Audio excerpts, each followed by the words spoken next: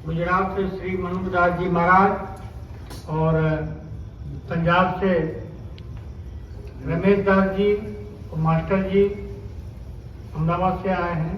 हर साल आते हैं, हर प्रोग्राम में करते हैं, इसलिए आप सबों को बहुत बहुत धन्यवाद। यहाँ हम बैठे हैं, ये कबीर साहब की साधना स्थली है और जब कबीर साहब अंतिम में काशी के पाखंड को, कर्मकांड को त्याग करके मगहर चले गए थे और वहाँ निर्माण हुआ उनका। वहाँ से जो यहाँ के लोग, यहाँ के चेले, यहाँ का राजा महाराजा गए तो वहाँ सबसे सलाह करके इसी स्थल पर उनकी समाधि भी थी। इसलिए जो अवशेष था वो समाधि स्थल है। लोग शंका करते हैं कि यहाँ समाधि तो मगहर में है, वहाँ भी दिया, लेकिन यहाँ उनकी पूरी जिंदगी का 120 साल यहाँ बीता था, इसलिए यहाँ भी उनके अवशेष को स्थापित किया गया। और कबीर साहब 120 साल तक ये जगह जहाँ कबीर चौरा मठ मूल गादी कहते हैं, ये कर्मभूमि है, साधना स्थली है। और इसी स्थल पर आकर सदगुरु ने 120 साल लमसम, मतलब 119 साल 6 महीना 18 दिन का समय है उनका। और ये जगह पूरी दुनिया में विख्यात इसलिए है कि यहीं से कबीर साहब ने भक्ति आंदोलन की शुरुआत की और भक्ति आंदोलन में करीब करीब 300 संत जुड़े हैं पूरे देश से, कश्मीर से कन्याकुमारी और आसाम से चेन्नई तक। इसलिए ये कबीर साहब दुनिया के संत मत का गुरुद्वारा है और संतों का विद्यापीठ है।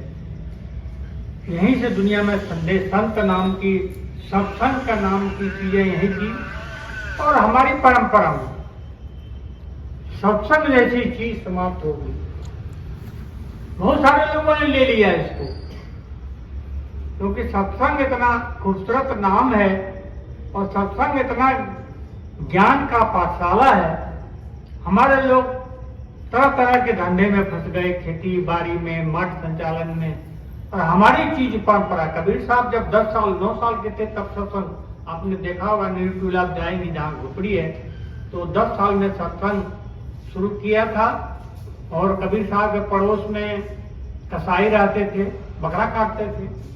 जब सत्संग की शुरुआत की तो भक्तों ने कहा, महाराज हम लोग सत्संग करते हैं, हम लोग पवित्रता का काम करते हैं, एक तरफ बकरा टंगा कटा रहता है। तो कबीर साहब ने कहा, हम क्या कर सकते हैं, हमारा पड़ोसी यदि कसाई है, मैं जुलाह हूँ, कपड़ा बुनता हूँ, कपड़ा सिल के लोगों का तन ढकता हूँ, और वो कसाई है, उनका व्यापार है, वो बकरा काट के अपनी जीविका चलाते हैं, तो हम क्या कर सकते हैं, हम तो भगा नहीं सकते, राजा महाराजा है नहीं हम जो कहेंगे भैया चलो तुम यहाँ काटो।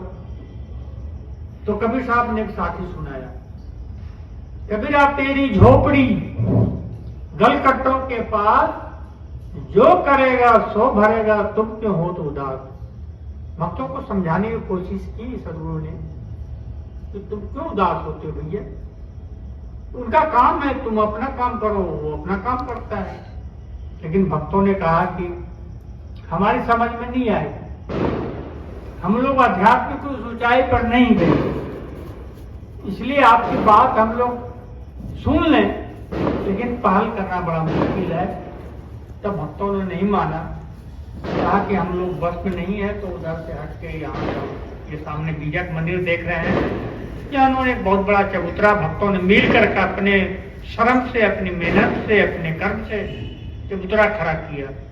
और वहाँ से हट के कबीर साहब करीब 12-14 साल 15 साल में यहाँ आके सत्संग शुरू किया। जहाँ बीजक मंदिर बना है, इसलिए वो कर्म भूमि है, उनकी साधना स्थली है।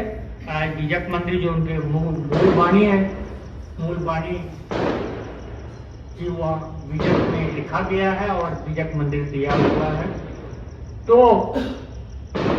जब हम लंबा व्याख्यान नहीं देंगे, कुछ विषय पर बहुत सारे विषय हैं, अभी आप भक्तों को ये बताना जरूरी है कि हम तीर्थ नहीं करते, हम एकादशी नहीं मनाते, हम मंदिर में नहीं जाते, और कोई त्योहार हमारे लिए उत्सव नहीं है, लेकिन हमारे लिए 3 त्योहार बहुत महत्वपूर्ण है। वो कौन है?